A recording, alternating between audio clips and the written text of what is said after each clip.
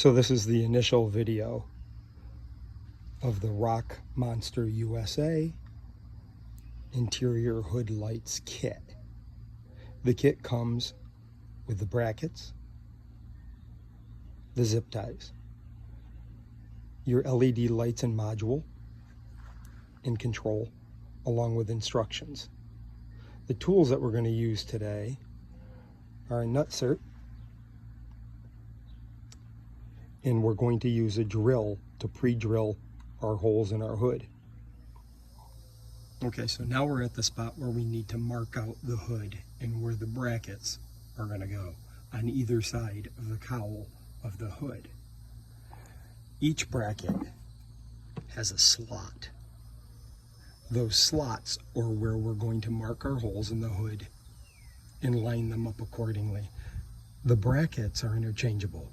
It doesn't matter if you use a left or a right, they'll work on either side.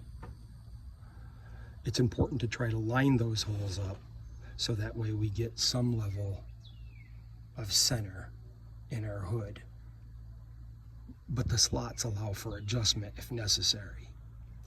So the closest we can get to that in the beginning would be best. I obviously have a black hood, a black Jeep, so I'm going to need to utilize markers that I can see my holes accordingly so I can drill these pilot holes. We'll be right back. Okay, got the pilot holes marked. A little challenging, but not too hard. Now we're going to drill our pre-pilot holes. We'll start with a 1/8 and jump up to a 5/16. Gonna let the drill do the work here. We're not going to press too hard. Nice and easy. Just open that up a little bit. Be right back. Okay, let's see. Here we go.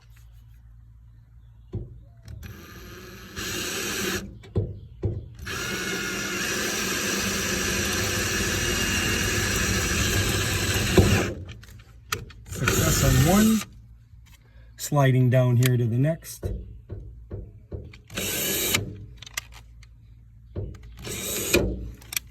Nice and easy here.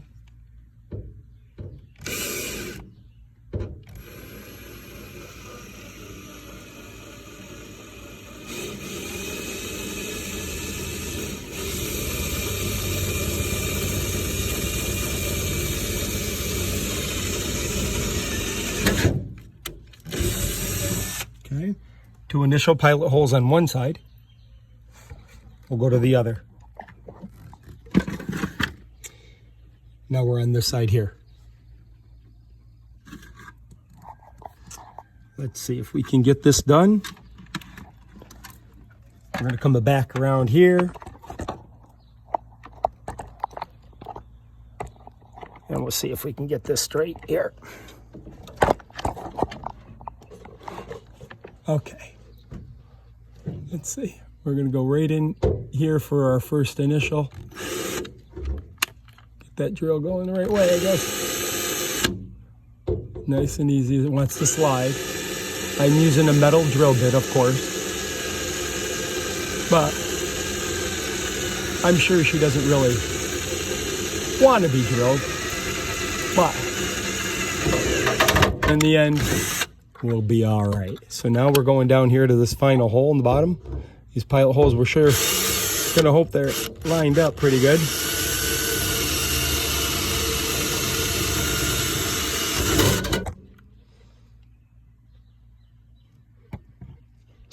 Okay, some initial pilot holes are there. It gives a little give, obviously a little play, a little flexibility with the sliding hole that's established in those brackets. That's a really good idea. Just in case those lines and those holes are not exact, gives a little play. Let's see if we can get another wider hole in here for our nutsert in our next step. Be right back. Okay, so we're back here, and now the previous question was, were the pilot holes wide enough for the rivet? So the answer is no, in short. So we're going to go up to a 3/8, and we're going to open this up just a little bit more. But as you can see, it's really not just sliding in there, and we really want it to sort of slide in there. So we're going to open that back up a little bit, and we'll go from here. So I'll be right back. I don't think we really need to see opening up the pilot hole too much more, but we're going to open it slow and steady and see if we can get these to slide in without too much material being pulled away. I'll be right back. We're back, and the biggest concern was our pilot holes not having enough room for rivets to slide through. It was a little tight, but that's the progression that you should probably take just to be sure. I mean, if you're using the M6s, these are going to slide in, and we're going to have to clean up these holes just a little bit so we get a little bit of, so they'll sit a little flush, but this is generally what we want right here. I'll be back. Okay, finished product of the bracket wiring. So this is essentially just setting up the bracket prior to putting it on the hood. You want to make sure that you do that because there's not going to be enough room if you fix the bracket to the hood prior to running the LED lights. Pretty simple here. There are two versions of a metal, or actually, I'm sorry, a rubber padding. This one that's curved, it's a little thicker, and another one that's a little bit thinner, and it's no curvature on the back. These are the ones that we're going to use. We don't need those others right now, probably won't use them at all, but we'll put them aside. So what I've done is I've ran the wire through the back end of the bracket, and I'm going to show this in just a second. Through the back end of the bracket, through the cushing, rubber cushing, and then we'll end up placing the LED there. And these holes are for screws that we'll eventually use in just a few minutes. So I did that on both sides here. I chose to take mine off of the module because I'm probably not going to run the full wire quite yet. I want to have some flexibility in doing that. So I just chose to take it off, and they just unscrew at the end. So we'll go back to that as well. But this is where we are. I'm going to show one LED through the bracket just for the purposes of the process. So I'll be right back. Okay, here it is. There's the bracket, the thin cushing. Here's what we're going to do. We're going to take this and we're going to floss this end right here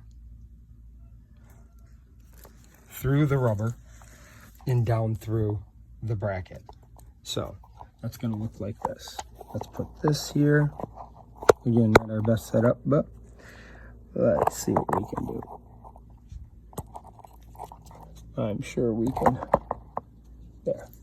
So, there. In through here. In through the top. Down we go. We're pulling that in. So that looks like this. Currently through here. And I'm just flossing it through that hole. And then we're going to set it on top of the bracket. So let's see what that looks like. There it is. Doing this one-handed. Woohoo. Okay, there we go. So now that it's on this cushion like this, you can align the wire down through the rubber cutouts to make it fit flush. But essentially, we still need to put that right through there. And then we end up with that. I'll be back. Okay, so now we have all 4 LEDs on the brackets. They may look messy, but trust me, once we get them to the final stage, they'll be on there just nice and clean. Conveniently, I used the I guess it would be a bread tie, twister tie, to pull my wire, spool my wire back together. Because as I mentioned, I took them off the module because I'm not gonna hook it up completely quite yet in that way. So conveniently was able to spool them right back up and tuck them under my hood, which we'll show you a little bit later, because I'll finish this up in part 2. Okay, bye-bye. Okay, so we've got the LED lights attached to each bracket using the screw hardware provided in the kit. Goes in real easy. Floss it right through the back and tighten them down. Washer and nut provided. And next step, we're going to get those rivets in, and I'll be right back. Okay, nutsert ready to go. M6 rivet nut. We're going to want to make sure that's good and flush. and then we're going to crimp it down. All right, so we have one side installed, and you can see how it's positioned inside the Jeep. Obviously I'm not tucking my wire quite yet. That's ran right there. That'll be in part 2, but it is right here. So I like the fact that we have, oops, sorry about that. I like the fact that we have the slots here. It allows us to position it up and down a little bit. I did find that you do need that a smidge. Right now I have them loosely taut. I think that's going to be my position. I'm not quite ready yet to cinch them right down, but they're in there. And with these nutserts, we want to be sure that we're, of course, not over tightening anyway. So they're in there. You know, I can't move it, but it's in there. And we used an Allen wrench just to tie those down in there. And we put the provided hardware right up front. So right now, this is the positioning. We're going to do the other side, and then we'll pick this thing up once we have it centered and where we like it on either side of the hood, and we're ready for wiring.